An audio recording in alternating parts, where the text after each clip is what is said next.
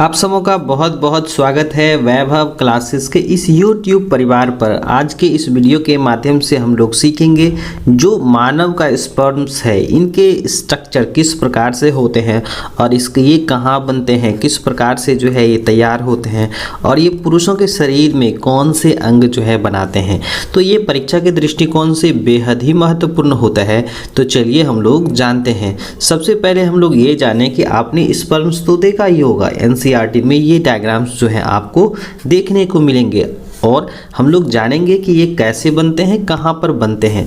सबसे पहले आप लोगों ने देखा ही होगा कि 3 इडियट मूवी में जो है दिखाया जाता है कि स्पर्म किस प्रकार से रेस से दौड़ते हैं और ये एक अंडे को निषेचित करते हैं। उसके बाद जो प्रक्रिया होती है, जो स्पर्म के मिलने की प्रक्रिया होती हैं वो आपके ओवेरी से है ना। तो ये आपके स्पर्म्स बनते हैं आपके पुरुषों के शरीर के अंदर, ये आपके टेस्टिस में यानी वृषण में बनते हैं जो स्त्री शरीर तक पहुंचाया जाता है एंड फीमेल रिप्रोडक्टिव सिस्टम यानी कि वेजाइना तक। तो ये जो पुरुषों के शरीर में तैयार होते हैं और स्त्रियों के शरीर तक पहुंचाए जाते हैं, यानी कि the process of transfers of sperms into female genital tract that is known as insemination. अगर बोले हिंदी भाषा में कि शुक्राणु का पुरुष शरीर से जो है ना स्त्री शरीर तक पहुंचने की जो प्रक्रिया होती है ना, इसे ही हम लोग क्या कहते हैं, शुक्र सेचन यानी इंसेमिनेशन कहते हैं। उसके बाद की प्रक्रिया जो है, ये जो आपके स्पर्म्स होते हैं जो पुरुषों के शरीर के अंदर बनते हैं और इसमें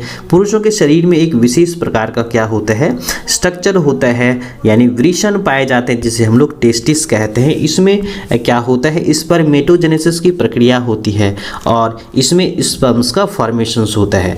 तो यहाँ पर जो है सर्टोली सेल्स जो है इसमें जो है जिम्मेदार होते हैं, स्पर्मेटोगोनिया और स्पर्मेसाइट्स जो है वो क्या करते हैं, फर्दर डिवाइड के बाद क्या बनाते हैं, स्पर्मेटोजोआ यानी स्पर्म्स का निर्माण करते हैं इस तरह से। तो यहाँ पर जो है पुरुषों के शरीर के अंदर क्या होता है, टेस्टिकल्स होता है यानी वृषण होते हैं जो स्पर्म्स का प्रोडक्शंस करते हैं। तो आइए हम लोग देख लेते हैं अब कि स्पर्म्स जो है इनकी संरचना क्या होती है। तो स्पर्म्स जो होता है ना वह टेडपोल लार्वा के संरचना जैसी होती हैं। इसमें जो है क्या होता है, इसमें जो प्लाज्मा मेम्ब्रेन यानी कि जो पूरी तरह से जो है ना स्पर्म्स को चारों तरफ से घिरे हुए रहता है, यानी कि एक विशेष प्रकार का कवरिंग होता है जिसे हम लोग प्लाज्मा मेम्ब्रेन्स कहते हैं। उसके बाद इनके जो हेड वाले पोर्शंस होते हैं ना, ये टेपरिंग इंड वाले होते हैं यानी कि ये नुकीले होते हैं जिसे हम लोग एक्रोसोम्स कहते हैं। उसके बाद बात आती है इसमें जो पाए जाने वाले जो हेड रीजन में न्यूक्लियस कंटेनिंग क्रोमोसोमल्स मटेरियल है यानी इसके आनुवांशिक पदार्थ की। उसके बाद आता है नेक रीजन यानी कि गर्दन वाले रीजन्स में जो है आपके सेंट्रियोल्स होते हैं, जैसा कि यहाँ पर आप देख सकते हैं। और आप देख सकते हैं यहाँ पर जो है नेक रीजन्स में 2 सेंट्रियोल्स दिखाए गए हैं और ठीक इसके नीचे जो है आपका यहाँ पर जो है मिडिल पोर्शंस जिसमें आपका माइटोकॉन्ड्रिया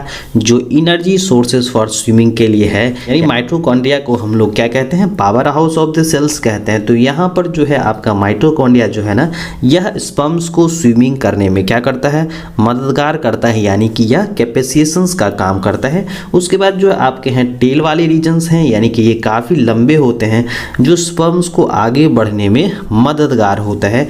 तो यहाँ पर कौन कौन पोर्शंस हो गए भाई, तो यहाँ पर हो गया आपका हेड वाला पोर्शंस, नेक वाले पोर्शंस हो गए, मिडिल पीसेस हो गया और साथ साथ जो है टेल जो काफ़ी क्या है, लंबे हैं। तो इस तरह से इसको क्या मिलती हैं, आगे बढ़ने में मदद मिलती हैं। तो यहाँ पर आप आसानी से देख सकते हैं कि स्पर्म्स में क्या होता है, सबसे पहले जो है सेल मेम्ब्रेन्स होता है, आपका एक्रोसोम्स यानी कि जो है आपका हेड वाला पार्ट जो टेपरिंग्स होता है। उसके साथ साथ जो आपके मिडिल पोर्शंस में जो है आपके क्या है, यहाँ पर मिडिल पोर्शंस में क्या होते हैं, माइटोकॉन्ड्रिया होता है और हेड वाले रीजन्स में क्या होता है, न्यूक्लियर कंटेंट जिसमें जेनेटिक मटेरियल्स होते हैं और नेक रीजन्स में क्या होता है आपका सेंट्रियोल होता है।